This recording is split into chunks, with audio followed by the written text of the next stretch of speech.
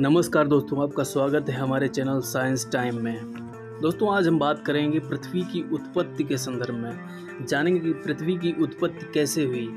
पृथ्वी की उत्पत्ति के संबंध में विभिन्न दार्शनिकों व वैज्ञानिकों ने अनेक परिकल्पनाएं प्रस्तुत की। इनमें से एक प्रारंभिक एवं लोकप्रिय मत जर्मन दार्शनिक इमैनुअल कांट का है। 1776 ईस्वी में गणितज्ञ लाप्लेस ने इसका संशोधन प्रस्तुत किया, जो निहारिका परिकल्पना यानी कि नेबुलर हाइपोथेसिस के नाम से भी जाना जाता है। इस परिकल्पना के अनुसार ग्रहों का निर्माण धीमी गति से घूमते हुए पदार्थों के बादल से हुआ, जो कि सूर्य की युवा अवस्था से संबद्ध थे।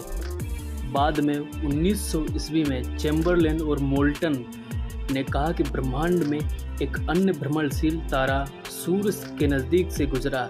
इसके परिणाम स्वरूप तारे के गुरुत्वाकर्षण से सूर्य सतह से सिगार के आकार का कुछ पदार्थ निकलकर अलग हो गया, या तारा जब सूर्य से दूर चला गया तो सूर्य सतह से बाहर निकला हुआ यह पदार्थ सूर्य के चारों तरफ घूमने लगा और यही धीरे धीरे संघनित होकर ग्रहों के रूप में परिवर्तित हो गया। पहले सर जेम्स जीन्स और बाद में सर हेराल्ड जेफरी ने इस मत का समर्थन किया।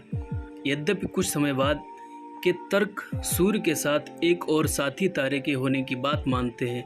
ये तर्क द्वैतारक सिद्धांत यानी बाइनरी थ्योरीज के नाम से जाने जाते हैं। 1950 ईस्वी में रूस के ऑटो श्मिट व जर्मनी के कार्ल वाइजास्कर ने निहारिका परिकल्पना यानी नेबुलर हाइपोथेसिस में कुछ संशोधन किया, जिसमें विभिन्न विवरण था। उनके विचार से सूर्य एक और निहारिका से घिरा हुआ था, जो मुख्यतः हाइड्रोजन, हीलियम और धूल कणों की बनी थी। इन कणों के घर्षण व टकराने से एक चपटी तस्तरी की आकृति के बादल का निर्माण हुआ। अभिवृत्ति यानी कि एक्सेलरेशन प्रक्रम द्वारा ही ग्रहों का निर्माण हुआ है। वैज्ञानिकों ने पृथ्वी या अन्य ग्रहों की ही नहीं बल्कि पूरे ब्रह्मांड की उत्पत्ति संबंधी समस्याओं को समझने का प्रयास किया। अब हम दोस्तों बात करेंगे कि जो ब्रह्मांड की उत्पत्ति के संदर्भ में बिग बैंग थ्योरी है, उस पे हम बात करेंगे। आधुनिक समय में ब्रह्मांड की उत्पत्ति संबंधी सर्वमान्य सिद्धांत बिग बैंग थ्योरी है। इसे विस्तारित ब्रह्मांड परिकल्पना यानी कि एक्सपेंडिंग यूनिवर्स हाइपोथेसिस भी कहा जाता है।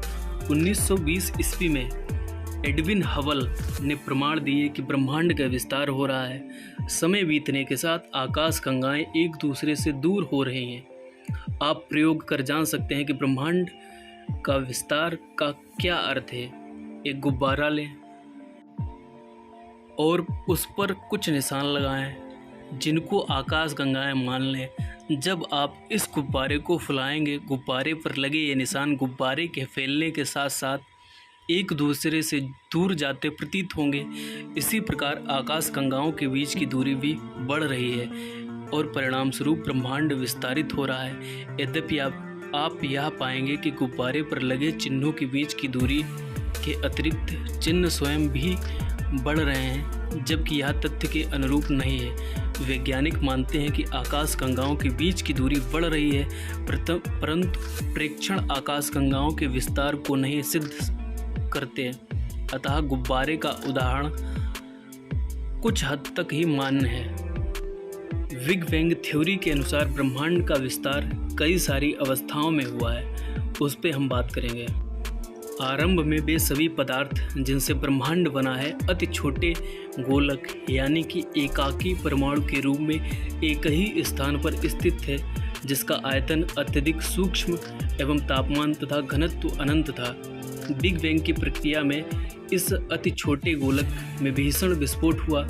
इस प्रकार की विस्फोट प्रक्रिया से बृहद विस्तार हुआ। वैज्ञानिकों का विश्वास है कि बिग बैंग की घटना आज से 13.7 अरब साल पहले हुई थी। ब्रह्मांड का विस्तार आज भी जारी है। विस्तार के कारण कुछ ऊर्जा पदार्थ में परिवर्तित हो गई। विस्फोट के बाद 1 सेकेंड के अल्पांश के अंतर्गत ही बृहद विस्तार हुआ। इसके बाद विस्तार की गति धीमी पड़ गई। बिग बैंग होने के आरंभिक 3 मिनट के अंतर्गत ही पहले परमाणु का निर्माण हुआ।